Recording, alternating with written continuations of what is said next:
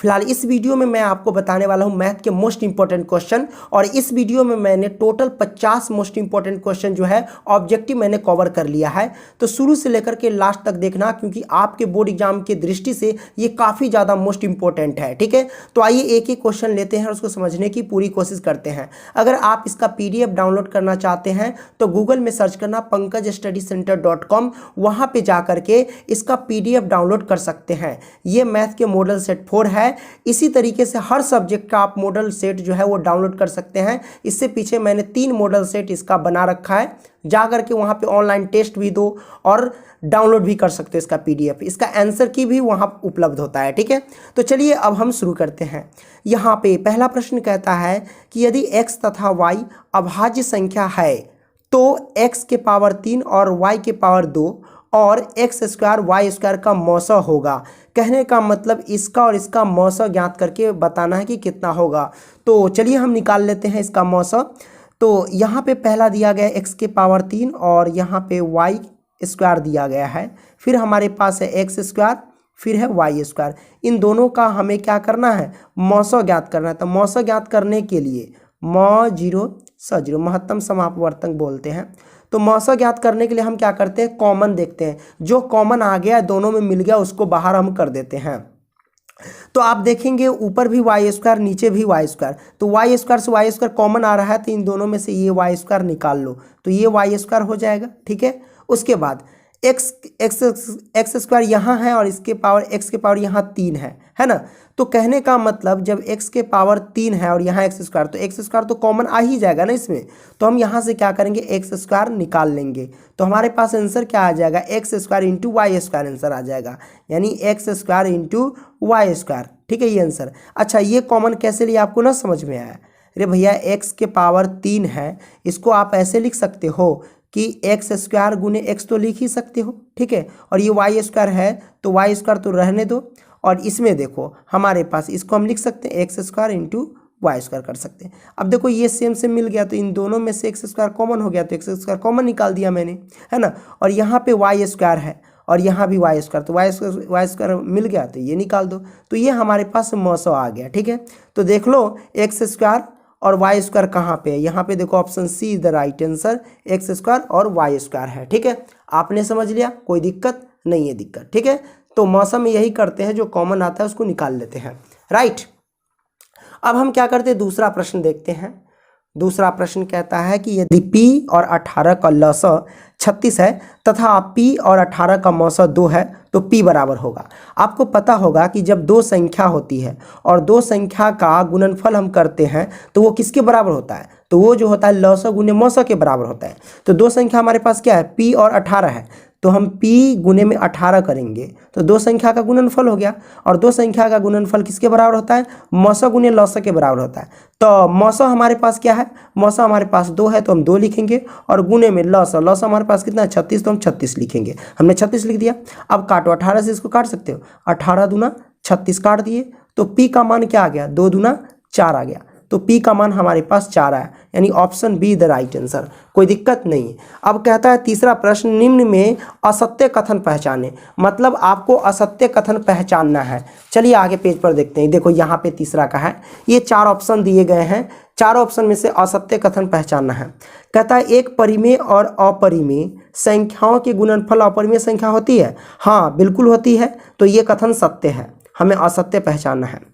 B में है सभी परिमेय संख्याओं का व्युत्क्रम अपरिमेय संख्या प्राप्त होती है, बिल्कुल प्राप्त नहीं होती है, ये असत्य कथन है। भैया जितने भी परिमेय संख्या है उसका अगर हम उल्टा करते हैं, यानी व्युत्क्रम मतलब उल्टा कर देते हैं, तो क्या हमें अपरिमेय संख्या मिलता है, बिल्कुल नहीं मिलता है, तो ये कथन असत्य है, यही हमारा सही आंसर हो गया। ठीक है, क्योंकि असत्य कथन ही पहचानना था, तो तीसरा का बी आंसर। चौथा कहता है कि यदि n एक प्राकृत संख्या है तब √n है, तो कहने का मतलब n एक प्राकृत संख्या, तो हमें n के जगह पे कोई भी प्राकृत संख्या लेते चलना है शुरू से, और देखना है इसमें पुट करके क्या क्या आता है। अगर n के जगह पे हम 1 रखेंगे, मान लो कि n के जगह पे 1 रखेंगे तो हमारे पास क्या आएगा, तो n है हमारे पास √अंडर में, तो अंडर√n के जगह पे 1 रख देंगे तो हमारे पास क्या आएगा, 1 आएगा। मान लो कि n के जगह पे अगर 2 रखते हैं तो √n की वैल्यू क्या होगी, तो n के जगह पे 2 रखेंगे तो हमारे पास √2 आ गया, है कि नहीं। तो यहाँ पे देखो कभी हमारे पास प्राकृत संख्या आ रहा है तो कभी अपरिमेय संख्या आ रहा है, अलग अलग मान रख के देखोगे तो कभी प्राकृत संख्या तो कभी अपरिमेय संख्या आएगा। तो इसका करेक्ट आंसर क्या होगा? ऑप्शन डी करेक्ट आंसर है, क्योंकि इसी में है कभी प्राकृत संख्या और कभी अपरिमेय संख्या आ रहा है, यही हमारे पास आंसर हो जाएगा डी। ठीक है, पांचवा क्या कहता है? पांचवा कहता है कि निम्न में से कौन बहुपद है। अब यहाँ पे बहुपद पहचानना है, तो आपको पता होगा कि बहुपद किसे कहते हैं। बहुपद उसे कहते हैं जिसमें प्रत्येक चर का घात पूर्ण संख्या होता है। पूर्ण संख्या जैसे कि 0 से स्टार्ट होने वाली सभी संख्या पूर्ण संख्या कहलाती है ना। जैसे कि 0 हो गया, 1 हो गया, 2 हो गया, 3 हो गया, 4 हो गया, ये सब घात के रूप में रहेगा ना, तो वो क्या कहलाएगा? बहुपद कहलाएगा। तो x के पावर यहाँ 2 है, यहाँ x के पावर भी 1 है, लेकिन यहाँ x के ऊपर रूट अंडर लगा है, और रूट अंडर लगा रहेगा तो समझ जाना कि भैया उसमें चर का घात पूर्ण संख्या नहीं है, क्योंकि प्रत्येक चर का घात पूर्ण संख्या होना चाहिए। अब ये रूट लगा है तो रूट का मतलब होता है 1/2, और 1/2 पूर्ण संख्या में नहीं आता, यानी रूट हटाओगे तो x के पावर आएगा 1/2, जो कि 1/2 पूर्ण संख्या में नहीं आता है। कंडीशन है कि प्रत्येक चर का घात पूर्ण संख्या होना चाहिए, तो इसमें प्रत्येक चर का घात पूर्ण संख्या नहीं हुआ, इसलिए ये बहुपद नहीं होगा। ठीक है, यहाँ 3/2 ये भिन्न के रूप में, ये भी बहुपद नहीं है। ये तो रूट अंडर में x है, अगर देख लेना कि चर अगर रूट के अंदर में है तो वो कभी बहुपद नहीं हो सकता है। ठीक है, यहाँ देख लो डी, ये बहुपद है। देखो यहाँ पे रूट के अंदर में 2 है सिर्फ, लेकिन x² बाहर है, तो यहाँ चर का घात 2 है जो कि पूर्ण संख्या है। यहाँ भी x के पावर 1 छिपा रहता है जो कि रूट से बाहर है। ठीक है, तो यहाँ भी चर के घात एक पूर्ण संख्या है, यानी ऑप्शन डी करेक्ट आंसर है, क्योंकि प्रत्येक चर का घात अगर पूर्ण संख्या है तो ही बहुपद कहलाता है। ठीक है, छठा कहता है कि द्विघात बहुपद x² - 2 के शून्यक है। जब हम शून्यक निकालते हैं तो बराबर में 0 रख देते हैं, तो x² - 2 और बराबर में 0 रखेंगे, तो x² बराबर -2, इधर हो जाएगा प्लस का 2, तो x की वैल्यू हमारे पास क्या आ जाएगी? प्लस माइनस के रूट अंडर क्या हो जाएगा? 2 हो जाएगा। ठीक है, स्क्वायर हटेगा तो रूट, तो एक बार प्लस का एक बार माइनस का रूट अंडर द्वारा है, तो देखो यहाँ पे प्लस का है एक बार माइनस का है, ऑप्शन बी राइट आंसर। ठीक है, एक बार प्लस का एक बार माइनस का। ओके, तो ये हमारे छठा का बी हो गया। सातवां कहता है कि 2x² - 3x का एक शून्यक है। अब 2x² - 3x का एक शून्यक है, तो इसका शून्यक हम कैसे निकालेंगे? इन दोनों में कॉमन क्या है? शून्य ज्ञात करने के लिए सबसे पहले देखो 2x² - 3x और बराबर में 0 करते हैं। ठीक है, अब इन दोनों में कॉमन क्या होगा? x कॉमन होगा, तो कॉमन हम निकालेंगे तो हमारे पास अंदर 2x बचेगा, और माइनस का ये x निकल गया तो बचेगा 3 और बराबर में 0। ठीक है, तो अब x के भी बराबर 0 आ जाएगा, है ना। अब इसके भी बराबर 0 आ जाएगा, यानी 2x - 3 बराबर में 0। तो x की वैल्यू तो 0 आ गया, x की वैल्यू यहाँ निकाल लो, x की वैल्यू यहाँ पे आ जाएगा प्लस के माइनस का 3 इधर आया तो प्लस का 3, और 2 गुना में इधर बट्टा में, x की वैल्यू 3/2। तो देखना 0 और 3/2 है x की वैल्यू, इन दोनों में से कोई भी हो सकता है, 0 हो सकता है या 3/2 भी हो सकता है। ठीक है, तो आओ निकाल के देखते हैं क्या है आंसर। देख लो यहाँ पे 1 होगा, -1 होगा, या सी यानी 0, या इनमें से कोई नहीं, तो सी होगा, क्योंकि हमारे पास x का वैल्यू आया था क्या? 0 आया था, और दूसरा x की वैल्यू क्या आया था? दूसरा आया था 3/2 आया था, तो 3/2 तो नहीं है, लेकिन x का मान 0 है, यानी ऑप्शन सी करेक्ट आंसर है। ठीक है, आठवां क्या कहता है कि दो चर x, y में रैखिक समीकरण x + by + c = 0 के वास्तविक संख्याओं के समुच्चय में कितने हल होंगे? कितने हल होंगे? अनंत हल होंगे, क्योंकि x y क्या है? चर है ना, रैखिक समीकरण का इसका रूप दिया गया है। तो इसमें हम क्या करेंगे? x का मान, यानी कोई भी मान अपने मन से पुट करेंगे तो y का मान निकल जाएगा, यानी x का मान रखेंगे तो y का मान आ जाएगा। अगर x का मान 1 रखेंगे तो y का मान कुछ और आएगा, x का मान 2 रखेंगे तो y का मान फिर कुछ और आएगा। तो मतलब हम x का मान ऐसे तो अनंत मान रख सकते हैं, तो y का मान भी अनंत मान निकलेगा, या फिर y का मान अनंत मान हम रख सकते हैं अपने मन से, तो x का अनंत मान आएगा। मतलब ये अपरिमित रूप से अनेक हल होंगे, अनगिनत हल होंगे। तो अनगिनत हल तो यहाँ पे नहीं, यानी option D the right answer. ठीक है, इसमें रख करके देखना अपने मन से मान। ठीक है, x का मान रखोगे तो y का मान कुछ और आएगा, y का मान रखोगे तो फिर x का मान कुछ और आएगा। ठीक है, देख लेना आप लोग, बहुत आएंगे मान आपको, इसलिए ऑप्शन डी करेक्ट आंसर। नौवां कहता है एक रैखिक समीकरण का घात होगा। एक घात वाले रैखिक समीकरण को, यानी जिसका घात 1 होता है उसे रैखिक समीकरण कहते हैं, यानी ऑप्शन सी रैखिक समीकरण का घात 1 होता है। 10वां कहता है कि युग्म समीकरण इतना और इतना का कोई हल का हल पूछ रहा है ना। युग्म समीकरण इतना इतना का हल पूछ रहा है, कोई हल नहीं, 2 हल, अद्वितीय हल या अनगिनत। तो इसको पता करने के लिए हम a1/a2 और b1/b2 और c1/c2 पे तुलना करते हैं। तो ये हमारे पास हो जाएगा a1, ठीक है, ये हमारे पास हो जाएगा b1, ये हमारे पास हो जाएगा c1। ठीक है, प्लस के 6 इधर ला करके भी चेक कर सकते हो, कोई दिक्कत नहीं है, आ जाएगा। ठीक है, ये हो जाएगा A2, ये हो जाएगा B2, ये हो जाएगा C2। चलो तुलना करते हैं। A1 बटा A2, तो A1 बटा में A2, A2 का मान कितना, A1 का मान है 2, x नहीं लेते हैं। ठीक है, A2 का मान यहाँ पे 4, काटेंगे तो 1/2 आएगा। ठीक है, इसको काटेंगे तो, और B1 बटा B2 का मान देख लेते हैं।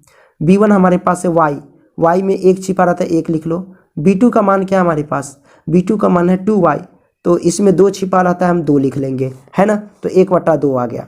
चलो अब C1 बटा C2 का देख लेते हैं। C1 बटा C2, C1 हमारे पास है 6, C2 हमारे पास है 4, है ना, तो 6/4, इसको काटेंगे तो 3 दूना 6, 2 दूना 4, तो आएगा 3/2, ये अलग आ गया।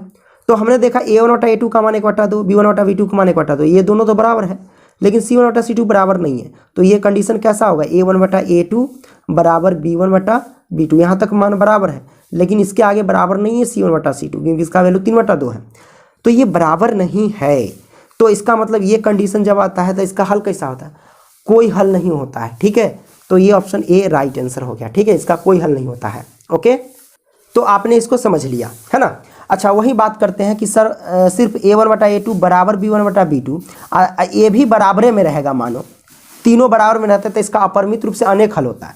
ठीक है, अब तीसरा एक और कंडीशन है कि A1 बटा A2 अब बराबर नहीं B1 बटा B2 रहता है तो इसका एक अद्वितीय हल होता है, इस बात को ध्यान रखना। ठीक है, चलिए ये भी मैंने आपको क्लियर कर दिया। निम्न में कौन सा द्विघात समीकरण है, देखो जब इसमें ऑप्शन लिख रहा था तो कुछ बच्चे ऐसे गलती किए थे जिसमें 2 समीकरण जो है ना द्विघात समीकरण निकल गया है। ठीक है, तो आप पहला को भी सॉल्व करोगे तो ये द्विघात समीकरण है, और ऑप्शन सी को भी सॉल्व करोगे तो द्विघात समीकरण है। द्विघात समीकरण में होता क्या है कि अधिकतम घात 2 होता है, तो इसको भी सॉल्व करोगे तो अधिकतम घात 2 ही है। x + 1 है ना, इसको तोड़ोगे तो a + b के होल स्क्वायर पे तोड़ के देख लेना।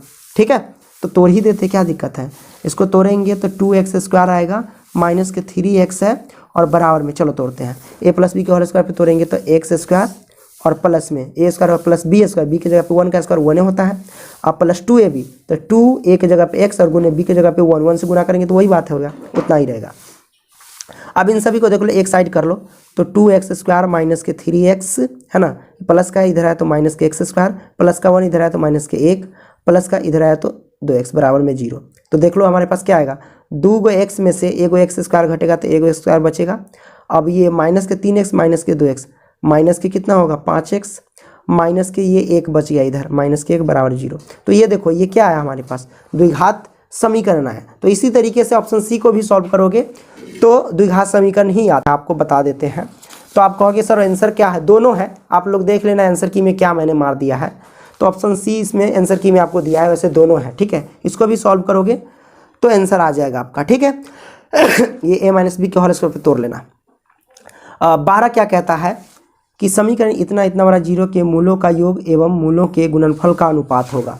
अनुपात पूछ रहा है तो सबसे पहले मूलों के योग निकाल लो, फिर मूलों का गुणनफल निकालो और उसका अनुपात निकालेंगे। तो मूलों के योग को हम क्या कहते हैं, अल्फा प्लस बीटा कहते हैं।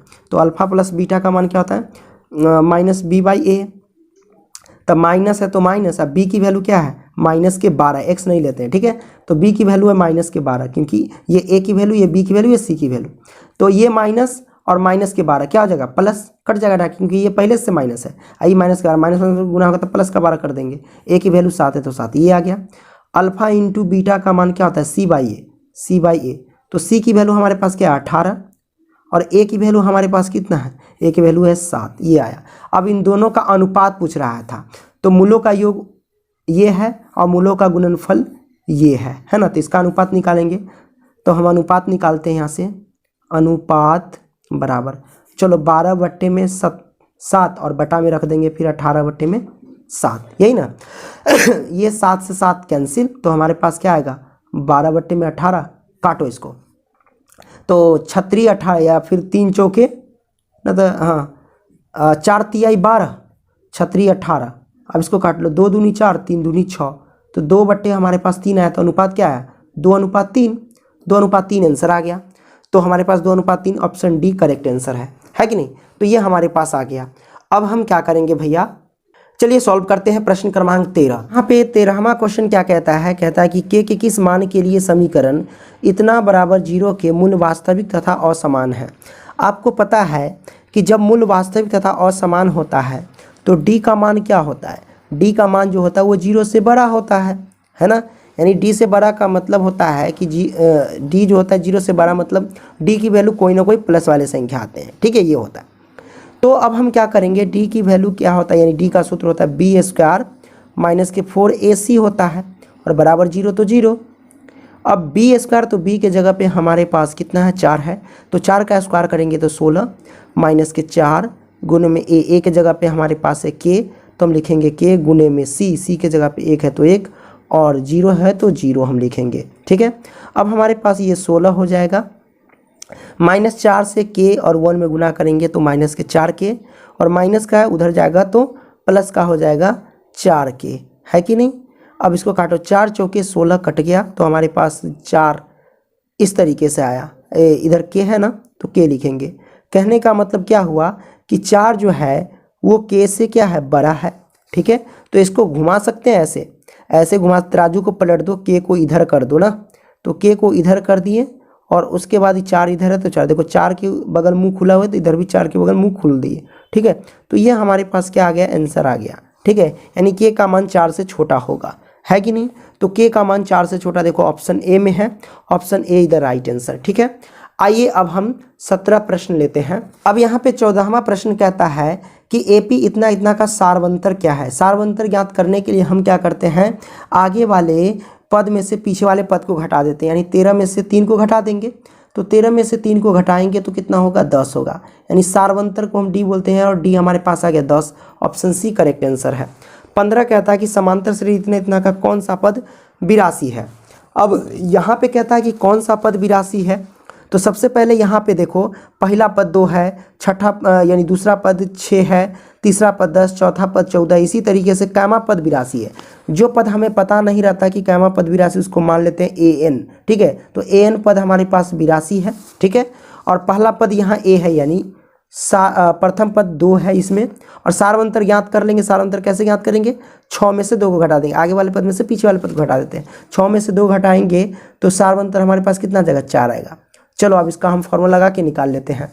तो इसको हम कैसे निकालेंगे, इसको हम निकालेंगे, n बराबर फॉर्मूला आता है a प्लस n माइनस के 1 इंटू डी बराबर 82, और a के जगह पे 2 लिखेंगे, प्लस में n हमारे पास कितना है, n तो निकालना ही है, माइनस के 1 इंटू डी के जगह पे लिखेंगे 4 बराबर में 82।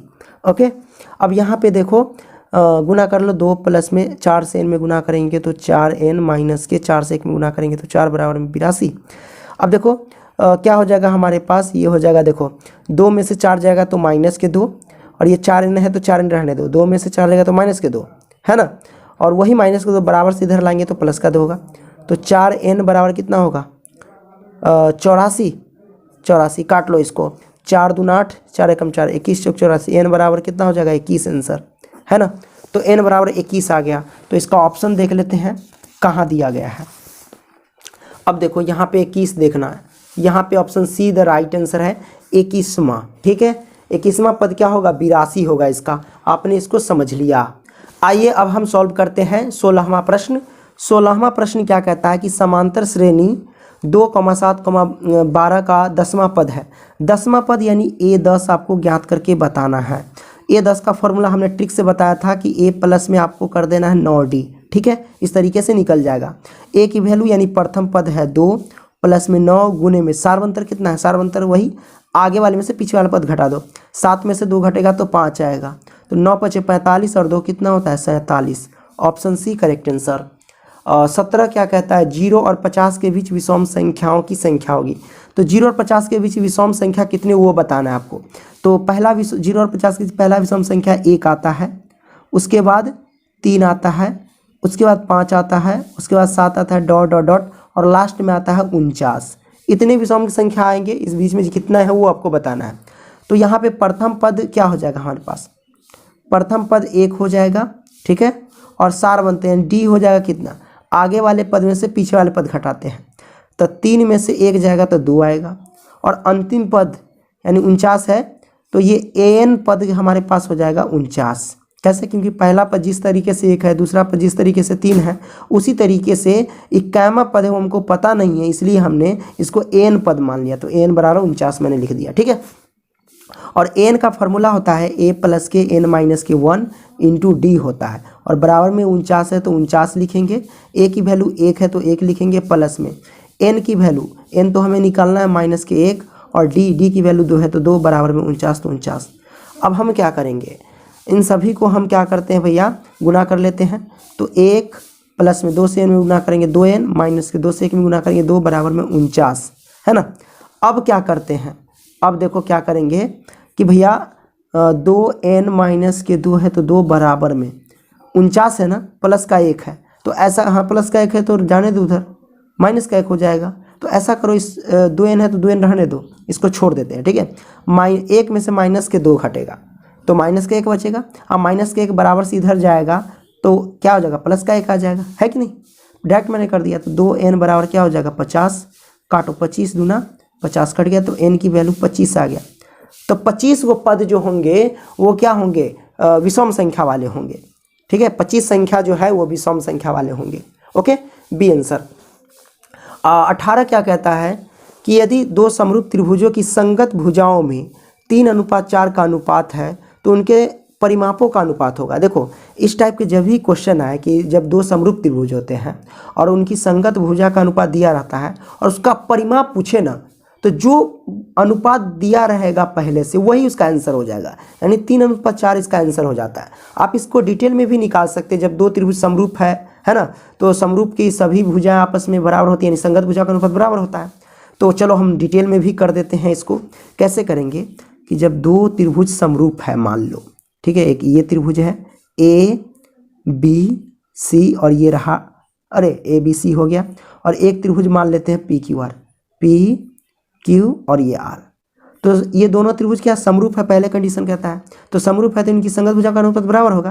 तो AB क्या हो जाएगा, AB बट्टे में क्या हो जाएगा PQ, है ना, और बराबर फिर BC बट्टे में क्या हो जाएगा QR, ओके, और बराबर फिर हो जाएगा AC, है ना, AC बट्टे में क्या हो जाएगा PR, बराबर इन सभी भुजाओं का अनुपात कितना दिया हुआ है 3:4, इसको लिख सकते हैं 3/4, है ना। अब हम क्या करेंगे, यहाँ से बारी बारी से AB का मान, BC का मान और AC का मान निकाल लेंगे। कैसे निकालेंगे, देखो अगर आपको AB का मान निकालना है तो आपको पहले तो इन सभी के बराबर करना पड़ेगा। तो AB बट्टे PQ बराबर भी है 3/4, यानी तीनों के बराबर 3/4। तो इसको ऐसे लिख सकते हैं कि AB बट्टे में PQ बराबर 3/4। तो आपको ज्ञात क्या करना है, AB का मान। तो AB का मान हम कैसे ज्ञात करेंगे, सिंपल सी बात है, AB का मान ज्ञात करने के लिए AB तो AB रहने दो, PQ क्या है, इसमें आर पार तो गुना होता ही रहता है, तो AB को AB रहने दो, PQ से इस 3 में आर पार गुना कर लो, तो हमारे पास क्या हो जाएगा कि 3/4 और ये हो जाएगा PQ। मैंने गुना कर लिया, 4 को सिर्फ इधर गुना नहीं किया, तो AB की वैल्यू ये निकल के आ गई, है ना। तो हम यहाँ पे लिख देते हैं डायरेक्ट कि AB की वैल्यू आ गई हमारे पास कितना 3/4 PQ, ठीक है। तो हम PQ लिख दिए। उसी तरीके से फिर BC का मान निकालोगे तो क्या आएगा, तो BC का मान निकालोगे तो हमारे पास आ जाएगा 3/4 QR, ठीक है। उसी तरीके से AC का मान निकालोगे तो क्या आएगा हमारे पास, वो आ जाएगा 3/4 PR आ जाएगा, ठीक है। ये मैंने निकाल दिया, ओके। तो ये आ गया। अब आपको पता है ये सब भुजा आ गया, तो कहता है कि इनकी परिमापों का अनुपात। तो जाहिर सी बात इन दोनों त्रिभुज के परिमापों का अनुपात ज्ञात करना है। तो चलिए लिखते हैं एरिया त्रिभुज किसका, तो ABC का परिमाप, ठीक है, और बट्टे में एरिया त्रिभुज, यहाँ त्रिभुज लिख दो, चलो त्रिभुज किसका PQR का, तो चलो PQR, है ना, PQR का परिमाप, चलिए परिमाप निकालते हैं। तो परिमाप में क्या होता है, सभी भुजा क्या कर दो, इकट्ठा कर दो। तो सभी भुजा को हम क्या करेंगे, जोड़ देंगे। तो चलो जोड़ देते हैं, क्या करेंगे, इस त्रिभुज की AB प्लस BC प्लस में AC कर देंगे। तो इन तीनों भुजा को जोड़ेंगे, यानी इसको जोड़ेंगे, इसको जोड़ेंगे, इसको, तो इसमें कॉमन 3/4 आपको हो जाएगा। तो 3/4 कॉमन लेंगे तो अंदर बचेगा क्या, सिर्फ PQ और प्लस में QR और प्लस में PR बचेगा, यही ना बचेगा। और बट्टे में हम लिख सकते हैं क्या, बट्टे में हम लिख सकते हैं फिर इस त्रिभुज का, यानी त्रिभुज PQR का, तो वही लिखेंगे PQ और प्लस में QR और प्लस में PR, ठीक है, और ये क्या होगा, आपस में कट जाएंगे तीनों, है ना। तो बचा क्या, 3/4। तो 3/4 को क्या लिख सकते हैं, 3/4 लिख सकते हैं। तो यही तो आंसर आ गया, है ना। तो आपने इसको समझ लिया, ठीक है। अब देखो 19 को हम कैसे सॉल्व करेंगे। 19 कहता है कि त्रिभुज ABC में भुजा QR को बिंदु S तक इस प्रकार बढ़ाया गया है कि इतना इतना और इतना इतना दिया। बड़ा सिंपल है क्वेश्चन। चलो हम दूसरा पेज ले लेते हैं, उस पेज पर इसको हम क्या करते हैं, सॉल्व करते हैं। देखो इसको समझो, इसको समझने वाली क्वेश्चन है ये। कहता है कि त्रिभुज ABC, यही ना कहता है, त्रिभुज ABC में QR कहाँ से आ जाएगा, ये गलती टाइप कर दिया। त्रिभुज ABC नहीं होगा, त्रिभुज PQR होगा ना, ठीक है। PQR में भुजा QR, तो त्रिभुज PQR बना लेते हैं। चलो यहाँ से एक त्रिभुज बनाते हैं इस तरीके से, त्रिभुज PQR। तो हम यहाँ पे लिखेंगे PQ और ये रहा R, ठीक है, PQR। उसमें कहता है QR को बिंदु S तक इस प्रकार बढ़ाया जाता है, यानी QR ये है और इस QR को बिंदु S तक बढ़ाया जाता है। चलो हम यहाँ S तक बढ़ा दिए, ठीक है। तो S तक बढ़ा दिए, तो S तक इस प्रकार बढ़ाया गया है कि कोण PRS, यानी ये कोण कितना है, हमारे पास 120 डिग्री है, तो हम लिखेंगे 120 डिग्री, ठीक है। उसके बाद क्या कहता है, कोण QPR 63 डिग्री, यानी कोण QPR कौन है, QPR, यानी ये कोण हमारे पास कितना है, QPR 63 डिग्री। तो चलो 63 डिग्री कर देते हैं। तो आगे क्या कहता है कि कोण PQR ज्ञात करना है, कोण PQR, यानी ये कोण आपको ज्ञात करके बताना है। बड़ा सिंपल है, एक प्रमेय है, आपको पता होगा कि हमारी जो बाहरी, एक मिनट, हाँ, तो वही कि बाहरी कोणों का योग जो होता है ना, बाहरी कोणों का योग, उससे जो दूर की जो अंतः दो कोण होती है उनका योग एक दूसरे के बराबर होती है, ठीक है। कहने का मतलब ये कहेंगे कि बाहरी कोणों का योग उससे दूर स्थित अंतः कोण, यानी ये कोण अंदर के कोण क्या होता है, एक दूसरे के बराबर होते हैं। तो इस कोण के बराबर होगा ये दोनों कोण, तो हम डायरेक्ट लिख देते हैं कि 120 ये कोण के बराबर होगा क्या, ये दोनों कोण, ठीक है, अंतः कोण वाले। तो कोण P का वैल्यू है 63 डिग्री और हमको निकालना है कोण Q, ठीक है। ये तो निकाल देते हैं, कैसे निकालेंगे हम, तो क्या करेंगे, 63 को इधर कर दो, 120 डिग्री में से घटेगा 63 डिग्री बराबर में कोण Q। तो हमारे पास आंसर क्या आएगा, 10 में से 3 जाएगा तो 7, ये बचा 11, 6 5 11, 57 डिग्री आंसर आ जाएगा कोण Q, ठीक है। डायरेक्ट मैंने निकाल दिया, 57 degree, option B correct answer है ना। आगे देखते हैं 20 का। 20 क्या कहता है कि PQR और QST दो समबाहु त्रिभुज इस प्रकार है कि S भुजा QR का मध्य बिंदु है। तो त्रिभुजों PQR और QST का क्षेत्रफलों का अनुपात है। तो क्षेत्रफल का अनुपात पूछ रहा है, बड़ा सिंपल है। कैसे करेंगे कि PQR और QST, सबसे पहले तो त्रिभुज बना लेंगे PQR, है ना। तो आइए त्रिभुज बनाते हैं यहाँ पे PQR, है ना। त्रिभुज PQR ये मैंने बना लिया, है ना। उसके बाद कहता है कि QST दो समबाहु त्रिभुज इस प्रकार है कि S भुजा QR का मध्य बिंदु है, यानी QR का मध्य बिंदु क्या है, S भुजा है, ठीक है, का मध्य बिंदु है। तो त्रिभुजों PQR और QST का क्षेत्रफल का अनुपात है। तो S भुजा यहाँ है, तो यहाँ से एक त्रिभुज QST हमको बनाना है। चलो QS यहाँ है तो T नीचे ले लेते हैं, ठीक है। तो ये हमारे पास क्या हो जाएगा, T कर देते हैं, ये QST हमारे पास हो जाएगा, ठीक है। अब ऊपर ही कहता है कि PQR QST दो समबाहु त्रिभुज है। तो जब समबाहु त्रिभुज है तो समबाहु त्रिभुज आपस में क्या होते हैं, समरूप होते हैं। इसका मतलब कह सकते हैं जब दोनों त्रिभुज समरूप, मतलब दोनों समबाहु त्रिभुज इसलिए समरूप होंगे। तो लिखेंगे क्या, PQR समरूप है किसके, तो त्रिभुज QST के। क्यों समरूप है, क्योंकि दोनों समबाहु त्रिभुज है इसलिए।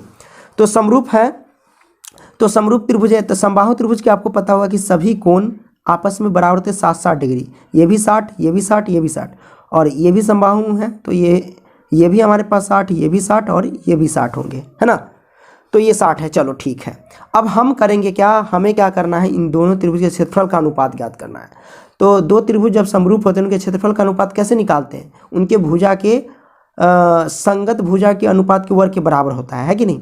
तो ये तो बड़ा सिंपल है, हम निकाल देंगे। कैसे निकालेंगे? सबसे पहली बात है कि क्यू आर जो आप देख रहे हैं, है ना, और ये देख रहे हैं क्यू एस। तो क्यू एस क्या है? क्यू एस क्यू आर का आधा है। तो हम यहाँ पे लिख सकते हैं कि क्यू एस बराबर क्यू आर का आधा, तो यानी 1/, यानी क्यू आर के बट्टे में 2 रख देंगे। ठीक है, रख दिया हमने।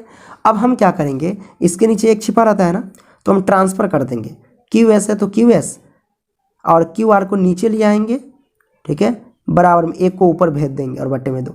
तो क्यू एस की वैल्यू ये है और क्यू आर की वैल्यू ये है। तो आपको पता है कि जब 2 त्रिभुज समरूप होते हैं तो उनके क्षेत्रफल का अनुपात पूछे तो उनकी संगत भुजा के वर्ग कर देना होता है। तो आप देखोगे तो संगत भुजा ये हमारे पास है, देखो इस त्रिभुज के लिए क्यू आर है, बड़े त्रिभुज के लिए क्यू आर है तो क्यू आर यहाँ है, और छोटे त्रिभुज के लिए क्यू एस है तो क्यू एस यहाँ है। तो संगत भुजा का अनुपात तो है हमारे पास, इसका हम वर्ग कर देंगे। तो वर्ग कर देंगे तो किसका निकल जाएगा?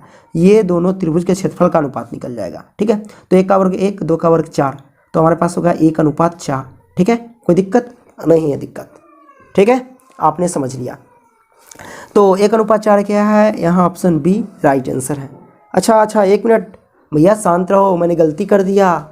यही होता है गलती, होशियार मत बनो। ये क्यू एस है, क्यू आर है, ठीक है। हमें तो 2 त्रिभुज के क्षेत्रफल का, पहले ऊपर है का ये बड़ा त्रिभुज और नीचे छोटा त्रिभुज, यानी पी क्यू आर ऊपर रहेगा। तो पी क्यू आर का क्षेत्रफल है ना, त्रिभुज पी क्यू आर का क्षेत्रफल बटे में क्यू एस टी का क्षेत्रफल का अनुपात, इस त्रिभुज का अनुपात संगत भुजा के अनुपात के वर्ग बराबर होता है। तो इस त्रिभुज के लिए संगत भुजा ले लेते हैं क्यू आर, तो हमने लिया क्यू आर, और इस त्रिभुज का ले लेते हैं क्यू एस, तो हमने लिया क्यू एस। अब देखो क्यू आर हमारे पास क्या है? क्यू आर की वैल्यू 2 है तो 2 ऊपर गया, क्यू एस की वैल्यू 1 है नीचे तो 1 है, इसका वर्ग कर देते हैं क्योंकि वर्ग के बराबर होता है। तो 2 का वर्ग 4 अनुपात 1 का वर्ग 1, 4:1 आएगा। तो ऑप्शन ए करेक्ट आंसर होगा। हाँ, देखा, ठीक है। 21 क्या कहता है? 21 कहता है कि 2 खंभे 13 मीटर और 7 मीटर ऊंचे हैं और समतल जमीन पर ऊर्ध्वाधर खड़े हैं। यदि उनके पदों के बीच की दूरी 8 सेंटीमीटर है तो उनके सिरों के बीच की दूरी होगी। बड़ा सिंपल है, 2 खंभा है, मान लो ये खंभा है, ठीक है, इस तरीके से क्या है तो खंभा है, और तो एक खंभे की ऊंचाई कितनी है? 13 मीटर है, और दूसरे खंभे की ऊंचाई कितनी है? 7 मीटर है। इन दोनों खंभों के बीच की दूरी कितनी है? 8 मीटर है, तो 8 मीटर कर देते हैं। तो इनके सिरों के बीच की दूरी, यानी इसकी और इसकी दूरी पूछ रहा है आपसे, कैसे ज्ञात होगा? बड़ा सिंपल है, ये 8 मीटर, तो ऊपर जाओगे यहाँ से लेके यहाँ तक, ये भी तो 8 मीटर होगा ना, ये भी क्या होगा? 8 मीटर, क्योंकि नीचे जितना उतना ही ऊपर, दोनों बराबर होंगे। एक तरीके से आयत देखा जाए तो आयत के आमने सामने की भुजा बराबर होती है, तो ये 8 मीटर। अब हमें इसकी सिरा की ऊंचाई ज्ञात करनी थी, इन दोनों सिरा की दूरी ज्ञात करनी, इसकी दूरी कैसे निकालेंगे? तो आपको पता होगा, इसको मान लेते हैं ए बी सी, इसको मान लेते हैं पी और इसको मान लेते हैं क्यू। ठीक है, तो देखो ये 7 मीटर, तो ये भी यहाँ से यहाँ तक 7 मीटर है ना। अब देख लो करेंगे क्या, 13 मीटर जो था यहाँ से लेके यहाँ तक की दूरी थी 13 मीटर, है कि नहीं। अब यहाँ से लेके यहाँ तक की दूरी कितनी होगी? तो 13 में से 7 को घटा देंगे तो 7×6 ये 6 मीटर आ जाएगा, है कि नहीं। और ये 8 मीटर, 6 मीटर ये 8 मीटर आ गया। तो हमको ये निकालना, ये क्या है? कर्ण है। कर्ण बराबर क्या होता है? कर्ण बराबर होता है लंब स्क्वायर प्लस आधार स्क्वायर। तो लंब हमारे पास 6, आधार ये है, तो लंब का स्क्वायर इन 6 का स्क्वायर करेंगे तो 36, प्लस में आधार हमारे पास ये है, तो आधार 8, 8 का स्क्वायर करेंगे तो 64 और रूट अंडर, क्योंकि कर्ण बराबर यही होता है। ठीक है, कर्ण बराबर डायरेक्ट निकाल दिए, 36 64 100, और 100 का रूट निकालेंगे तो कितना होगा? 10 आंसर आएगा, 10 मीटर। ओके, 22 देख लेते हैं। 22 कैसे निकलेगा? 22 कहता है कि किसी त्रिभुज होना चाहिए, ठीक है, किसी त्रिभुज ए बी सी में कोण ए बराबर 90 डिग्री और बी सी बराबर 13 सेंटीमीटर, तो ए बी बराबर 12 सेंटीमीटर, तो ए सी का मान होगा। तो एक त्रिभुज है, किसी त्रिभुज, मान लो कि इस तरीके से त्रिभुज है, ठीक है, और इसमें कोण ए 90 डिग्री है, तो इसको ए मान लेते हैं, और ये हमारे पास 90 डिग्री मतलब समकोण है। बी सी हमारे पास कितना है? तो ए है, तो इसको मान ले बी और इसको मान लेते हैं सी। अब देखो बी सी हमारे पास है 13, तो हम लिखेंगे 13, ठीक है, और ए बी हमारे पास कितना है? तो ए बी हमारे पास है 12, तो लिखेंगे 12। हमको कहता है ए सी ज्ञात करनी, यानी ए सी ये वाला हमको ज्ञात करके बताना है। ए सी क्या है? लंब है, और लंब बराबर क्या होता है, लंब बराबर होता है कर्ण का स्क्वायर माइनस आधार का स्क्वायर का रूट अंडर। तो कर्ण का स्क्वायर करेंगे तो कर्ण हमारा 13, 13 का स्क्वायर करेंगे तो 169 माइनस आधार हमारे साथ 12, 12 का स्क्वायर करेंगे तो 144 और रूट अंडर लगा देंगे 25 आएगा, है ना। तो हमारे पास ये 25 आ गया, इसका रूट लगा दो तो लंब बराबर हमारे पास कितना हो जाएगा, 5 आ जाएगा, है ना। 5 इसका करेक्ट आंसर हो जाएगा। अब हमारे पास है y अक्ष का समीकरण है। तो y अक्ष का समीकरण हम कैसे निकालेंगे, तो जैसे कि अब हमारे पास इस तरीके से एक ग्राफ आता है, ठीक है, ये 0 होता है, ये हमारे पास y अक्ष वाले होते हैं, आपको पता होगा, है कि नहीं। तो मान लो कि ये 1 है, ये 2 है, ये 3 है। तो इस पर अगर जैसे हम समीकरण बनाते हैं कोई भी, तो इस पर y का मान होगा। तो सबसे पहले हम क्या लिखते हैं, x का मान लिखते हैं, ठीक है। तो अगर हमारे पास यहाँ पे क्या है, y का मान है, तो ये हो जाएगा 0 और ये हो जाएगा 1। उसी तरीके से इसी पे हम देखेंगे तो ये हो जाएगा हमारे पास 0, ये हो जाएगा 2। कैसे, क्योंकि यहाँ पे तो 0 है। अब यहाँ से ये चलेगा तो पहले तो x का मान लिखेंगे 0 और इधर का लिखेंगे 1, फिर यहाँ से चलेगा तो x का मान 0 और y का मान लिखेंगे 2। उसी तरीके से फिर यहाँ से चलेगा 3 पर, तो x का मान हमारे पास आएगा 0 और हमारे पास y का मान हो जाएगा 3। कहने का मतलब जब y वाले अक्ष पे समीकरण बनता है, y वाले अक्ष पे समीकरण बनता है तो x का मान क्या होता है, 0 होता है किसी भी कंडीशन में। तो x बराबर 0 आंसर होगा, है ना। तो y अक्ष का समीकरण क्या है, x बराबर 0 होगा। तो देख लो यहाँ पे ये ऑप्शन है, ऑप्शन बी, x बराबर 0 करेक्ट आंसर। 24 कहता है कि बिंदु 6,5 किस पाद में स्थित है। तो ये किस पाद में स्थित है, 6, प्लस प्लस है तो प्रथम पाद में ही स्थित होगा। 25 कहता है कि कार्तीय तल में स्थित किसी बिंदु 3,-4 की कोटि का मान होगा। तो कोटि का मान x अक्ष भुज y अक्ष कोटि कहलाता है, तो कोटि का मान यहाँ पे a होगा, ठीक है, -4। और बिंदु -4,3 किस चतुर्थांश में है। तो आपको चतुर्थांश तो पता ही होगा, हम समझा देते हैं आपको। जैसे इस तरीके से एक चतुर्थांश है, इसमें क्या होता है प्लस प्लस, इसमें क्या होता है माइनस प्लस, और इसमें क्या होता है माइनस कॉमा माइनस, और इसमें क्या होता है प्लस कॉमा माइनस। अब चिन्ह से मतलब रहता है, कहता है -4,3। तो यहाँ पे चिन्ह क्या माइनस और आगे क्या छिपा है, 3 के आगे प्लस। संख्या से मतलब नहीं रहता, चिन्ह से मतलब। माइनस प्लस किस चतुर्थांश में आ रहा है, माइनस प्लस दूसरे चतुर्थांश में आ रहा है, तो दूसरा इसका करेक्ट आंसर हो जाएगा बी, ओके। 57 कहता है कि यदि सेक थीटा बराबर इतना तो कॉट थीटा का मान होगा। कैसे निकालेंगे, तो चलो निकालते हैं। सेक थीटा का फॉर्मूला क्या होता है, सेक थीटा का फॉर्मूला होता है h/b। तो हम यहाँ पे लिखेंगे h/b। अब यहाँ पे 13/12 है तो 13/12, तो h का मान ये, b का मान ये। अब हम निकालेंगे p का मान, तो p का मान कैसे निकलेगा, वही कर्ण p का मान यानी h² माइनस b² होता है रूट अंडर, ठीक है। तो h² 13 का स्क्वायर करेंगे तो 169 माइनस 12 का स्क्वायर करेंगे तो 144 रूट अंडर करेंगे। तो p का मान हमारे पास 25 का रूट अंडर, p का मान आ जाएगा 5, ठीक है। अब कॉट थीटा का मान क्या होता है, कॉट थीटा का सूत्र होता है, कॉट थीटा का सूत्र होता है b/p होता है। तो b की वैल्यू हमारे पास है 12 और p की वैल्यू हमारे पास है 5, 12/5 आंसर है। तो 12/5 देख लेते, इसमें तो नहीं है कहीं, देखो 12/5 यहाँ पे ऑप्शन सी में है, option see the right answer. 27 के सी हो जाएगा। अब देख लो 28 कहता है कि यदि a बराबर 35 डिग्री तो साइन a कॉस a का मान होगा। कोई दिक्कत नहीं, a के जगह पे 35 डिग्री रखना है, तो यानी थीटा के जगह पे 35 डिग्री, यहाँ भी थीटा के जगह 35 डिग्री हो जाएगा। तो साइन थीटा गुने कॉसेक थीटा किसके बराबर होता है, 1 के बराबर। ऑप्शन सी करेक्ट है ना। 29 कहता है कि निम्न में कौन कॉट थीटा के बराबर होता है। कॉट थीटा वाला फॉर्मूला पूछ रहा है, कॉस थीटा बटे साइन थीटा होता है, ऑप्शन बी करेक्ट। 30 कहता है कि कॉस ए गुने टेन ए किसके बराबर होता है। तो कॉस ए गुने टेन ए, तो आप देखो कि कॉस ए गुने में टेन थीटा वाला फॉर्मूला क्या होता है, वो होता है साइन ए बटे में कॉस ए होता है। कॉस ए से कॉस ए कैंसिल, बचेगा क्या, साइन ए बचेगा, तो साइन ए आंसर हो जाएगा, ठीक है। और 31 क्या कहता है, 31 कहता है टेन स्क्वायर 45 डिग्री माइनस 1 है। तो ten square 45 degree minus 1, ten 45 degree का मान होता है 1, है ना। यहाँ टेन स्क्वायर है तो एक का स्क्वायर करेंगे माइनस 1, एक का स्क्वायर करेंगे 1 में से गया तो 0, ऑप्शन बी करेक्ट आंसर, ठीक है। अब हम चलते हैं 32 क्या कहता है कि यदि किसी ऊर्ध्वाधर स्तंभ की ऊंचाई जमीन पर उसी स्तंभ की छा की लंबाई की √3 गुनी है तो सूर्य का उन्नयन कोण होगा। जैसे ऊर्ध्वाधर स्तंभ है, यह स्तंभ है, ठीक है, और ये इसका स्तंभ की छा की लंबाई है। तो कहता क्या है, उस स्तंभ की छा की लंबाई की √3 गुनी है। तो √3 गुनी कौन है? तो ये है, यानी ऊर्ध्वाधर स्तंभ की ऊंचाई, ये √3 गुनी किसकी? तो छा की लंबाई की। तो माना छा की लंबाई x है, तो ये हो जाएगा √3x, क्योंकि गुनी है। और इसका क्या कहता है, उन्नयन कोण ज्ञात करना, यानी ये थीटा ज्ञात करना है आपको।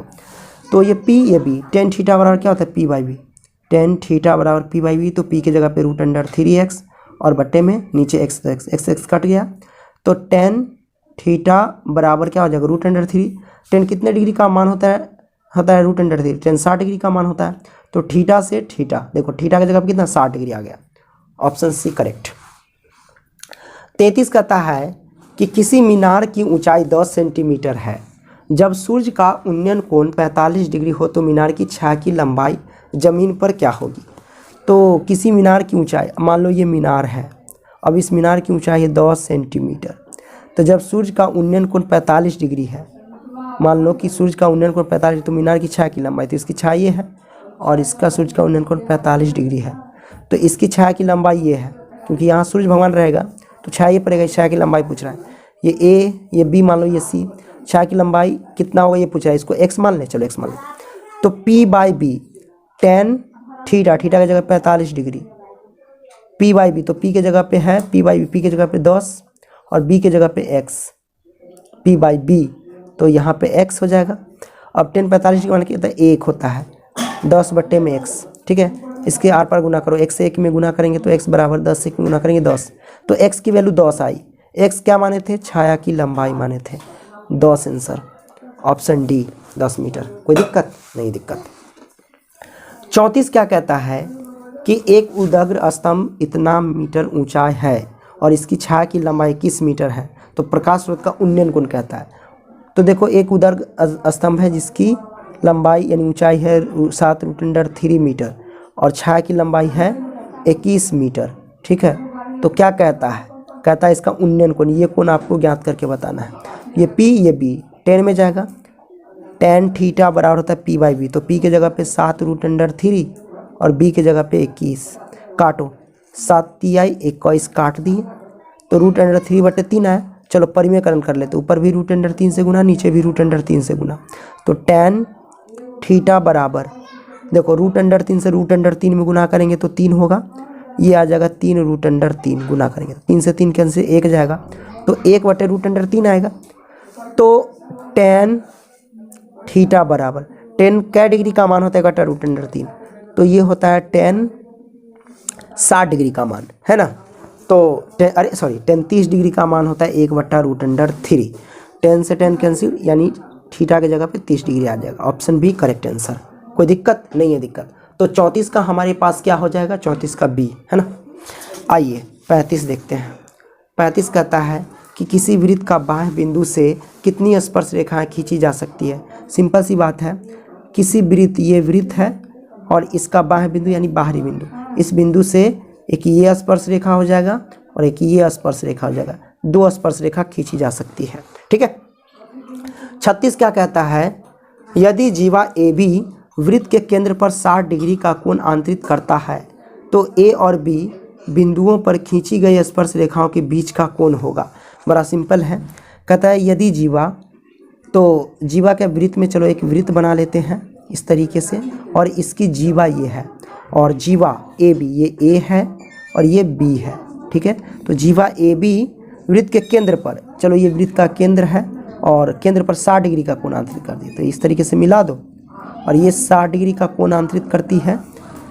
तो ए और बी बिंदुओं पर खींची गई स्पर्श रेखा, यानी इस बिंदु पर खींची गई स्पर्श रेखा, है ना, के बीच का कोण होगा। तो यहाँ से मान लो स्पर्श रेखा यहाँ से वो खींच लेते हैं, यहाँ से वो खींच लेते हैं, ठीक है। तो इस तरीके से आएगा। तो स्पर्श रेखा जहाँ खिंचाता है वहाँ पे क्या होता है, समकोण होता है। तो ये हमारे पास क्या हो जाएंगे, समकोण, यानी 90 डिग्री हो जाएंगे। ये भी हमारे पास क्या हो जाएगा, 90 डिग्री हो जाएगा। तो ये 90 90 ये 60, तो ये कोण कितना होगा, यही पूछ रहा है ना, बीच के कोण, ये स्पर्श रेखा से खींचा गया ये बीच का कोण पूछ रहा है। इसको मान लेते हैं क्यू मान लेते हैं इसका कोण। तो चतुर्भुज के चारों कोणों का योग कितना 360 डिग्री होता है। तो जोड़ देंगे इन चारों कोणों का योग बराबर में 360 डिग्री रख देंगे। तो 60 डिग्री प्लस के ये कोण 90 डिग्री और प्लस में ये कोण 90 डिग्री और प्लस में ये कोण क्यू रख देते हैं बराबर में कितना 360 डिग्री। कोण क्यू हमको ज्ञात कर लेना है 90 90 180 यानी 9 9 18 18 6 24 240 हो जाएगा। तो 360 डिग्री में से घटेगा, इस सभी को जोड़ करके घटा देंगे 240 डिग्री कितना हो जाएगा 0, 6 में से 4 गया तो 2, 3 में से 120 डिग्री आएगा। चलो 120 डिग्री आंसर।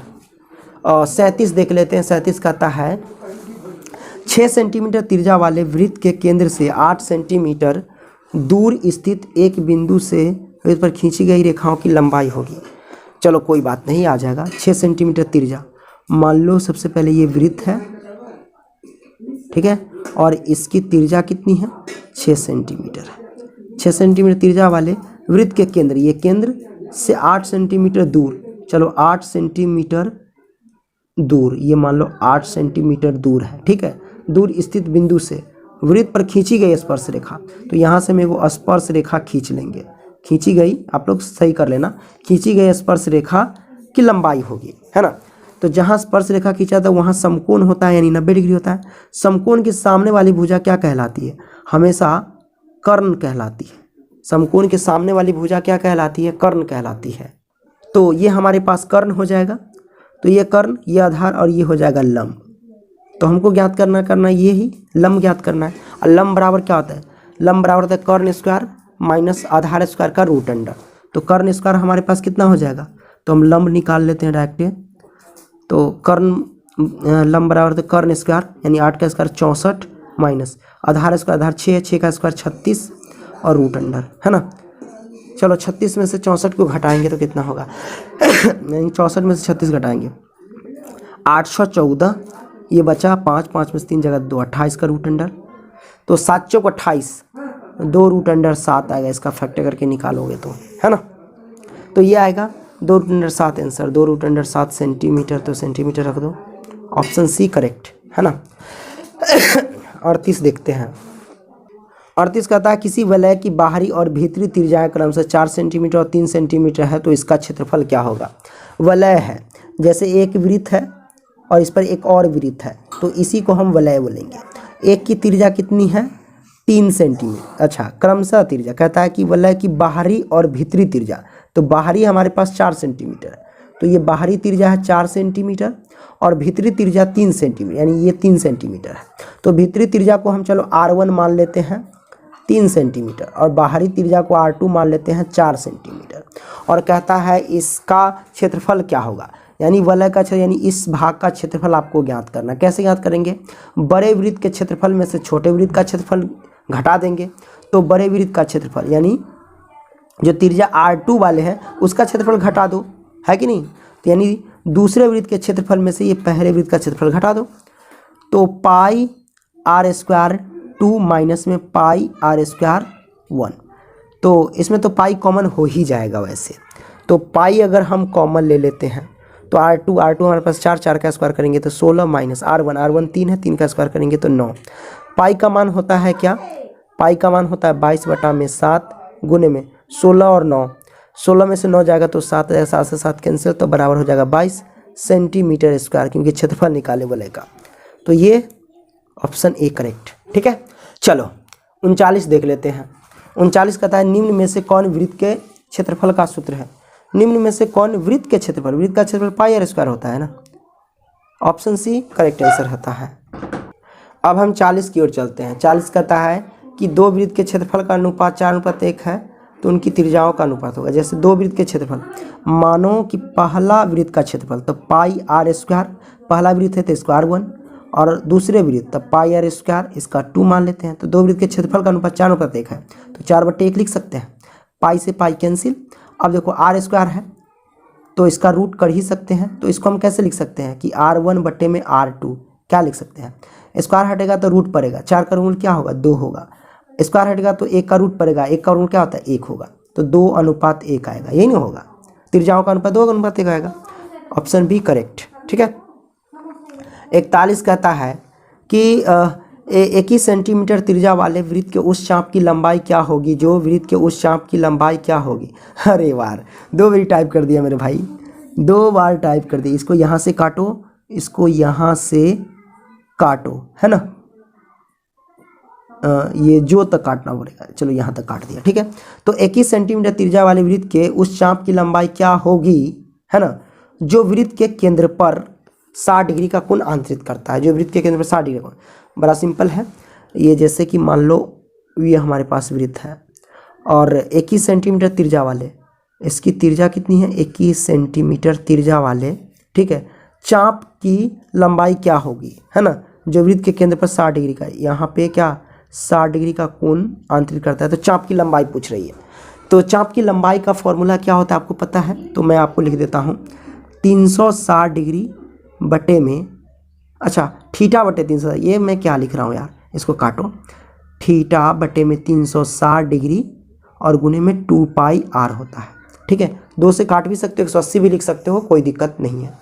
तो थीटा हमारे पास कितना है, थीटा हमारे पास है 60 डिग्री बटे में 360 डिग्री गुने में 2 गुने में पाई का मान 22 बटे में 7 और गुने में त्रिज्या, त्रिज्या कितनी है, खींच तो 21 लिखे, काटो, 7 तिया 21 कट गया, 60 छक्के, है ना, कट गया 60 छक्के, ये एक मरते ऊपर 6 से काटो, 11 दूना 22, 3 दूना 6, 3 से 3 ये कैंसिल, तो आया कितना, 11 दूना 22 आया, 22 centimetre. Option B correct answer. अब हम क्या करते हैं, 42 देखते हैं। 42 नंबर सवाल क्या कहता है, किसी वृत्त का क्षेत्रफल 49 पाई वर्ग सेंटीमीटर है तो उसका व्यास क्या होगा। व्यास पूछ रहा है ना, देखो क्षेत्रफल है कितना हमारे पास कि 49 पाई दिया गया और उसका व्यास पूछ रहा है। तो किसी वृत्त के क्षेत्रफल क्या होता है, पाई आर स्क्वायर, और इसका क्षेत्रफल पहले से दे रखा है 49 पाई, तो इसका हमें कहता है व्यास ज्ञात करके बताओ। पाई से पाई कैंसिल कर दो और आर बराबर क्या हो जाएगा, स्क्वायर हटेगा तो इधर रूट पड़ेगा, तो हमारे पास कितना आएगा, आर की वैल्यू 7, और व्यास क्या होगा, तो व्यास जो होता है त्रिज्या का 2 गुना होता है, तो त्रिज्या गुने 2 हो जाएगा, है ना, तो त्रिज्या हमारे पास 7 है और इसमें गुना कर देंगे 2, क्योंकि त्रिज्या का 2 गुना होता है व्यास, 7 दूना 14, ये हो जाएगा 14 सेंटीमीटर। बी आंसर राइट, ठीक है। 43 क्या कहता है, 43 कहता है कि किसी बेलन का व्यास 28 सेंटीमीटर एवं उसकी ऊंचाई 20 सेंटीमीटर है तो इसके संपूर्ण पृष्ठ का क्षेत्रफल होगा। यानी बेलन के संपूर्ण पृष्ठ क्षेत्रफल आपको पता होना चाहिए। बेलन का संपूर्ण पृष्ठ क्षेत्रफल क्या होता है, 2 pi r into r plus में एच होता है, ठीक है। अब व्यास है 28 सेंटीमीटर, तो त्रिज्या कितना होगा, 14 सेंटीमीटर, तो लिख देते हैं 2 गुने में पाई का मान 22 बटा में 7 और गुने में त्रिज्या हो जाएगा 14, है ना, 28 व्यास है तो त्रिज्या 14, अंदर में 14 और प्लस में एच हो जाएगा 20, काटो जो कटने वाला है, 7 दूना 14 काट दिए। अब हमारे पास क्या है गया, 22 दूना 44, 44 दूना कितना हो जाएगा 88 और गुने में 14 20 कितना होता है 34, तो 34 में 88 से गुना करो, चलो 88 में हम 34 से गुना करते हैं तो 8 चौक 32 के 2 हासिल 3, 8 चौक 32, 32 और 3 35, 8 तिरी 24 के 4 हासिल 2, फिर 8 तिरी 24, 24 25 26 हो जाएगा, ये जोड़ेंगे तो 2 5 4 9 6 3 9 फिर 2 29 92 centimetre square. Option B correct answer है। अब 44 देख लीजिए, 44 क्या कहता है यहाँ पे कि एक 8 सेंटीमीटर त्रिज्या के शीशे के ठोस गोले से 1 सेंटीमीटर त्रिज्या के कितने ठोस गोले बनाए जा सकते हैं। अब कितने बनाया जा सकता है ऐसा पूछ रहा है, तो हम क्या करते हैं, जो हमको दिया रहता है यानी 8 सेंटीमीटर त्रिज्या के शीशे के ठोस गोले, है ना, तो इसी पिघला करके 1 सेंटीमीटर त्रिज्या वाला गोला बनाएगा और इसकी संख्या पूछ रहा है, तो ये जितना आयतन इसका होगा उसके आयतन से इसमें छोटे 1 सेंटीमीटर त्रिज्या वाले आयतन से भाग दे देंगे तो आ जाएगा।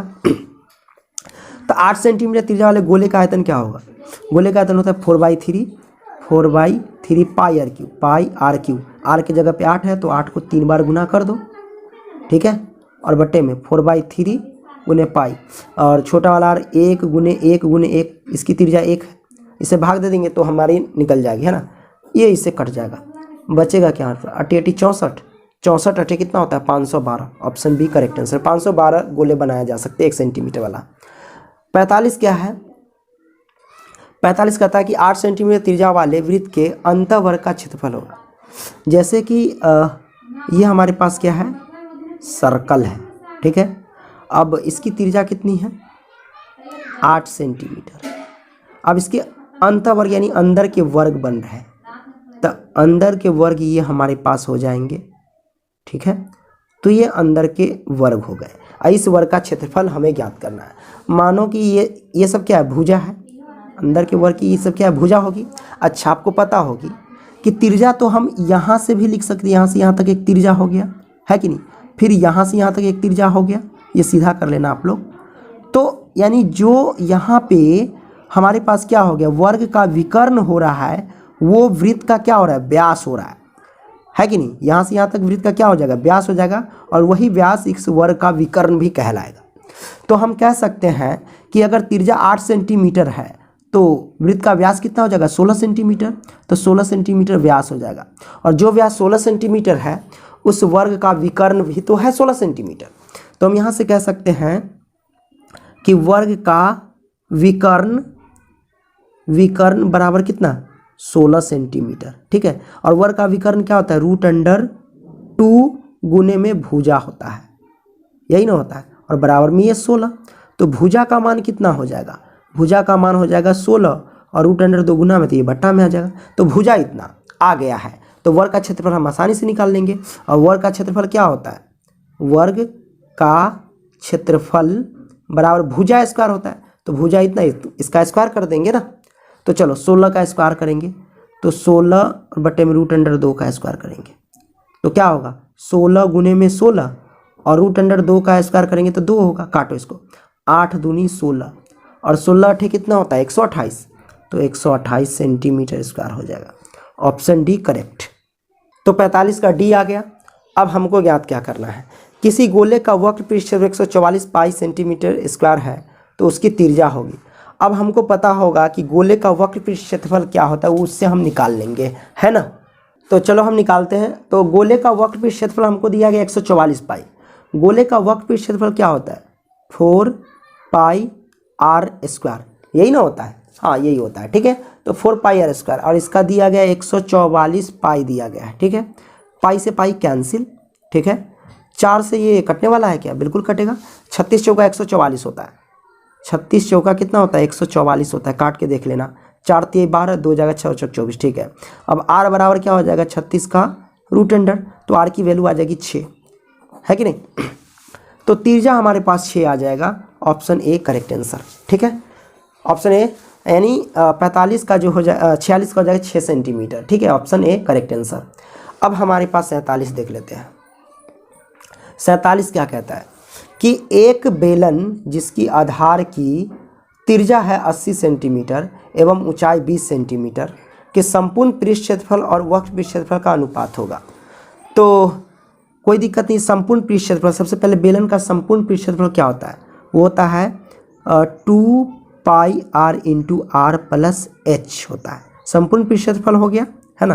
फिर कहता है वक्र पृष्ठ क्षेत्रफल, तो अनुपात पूछ रहा है तो वक्र पृष्ठ क्षेत्रफल को नीचे रखेंगे। वक्र पृष्ठ क्षेत्रफल होता है 2 पाई आर एच होता है।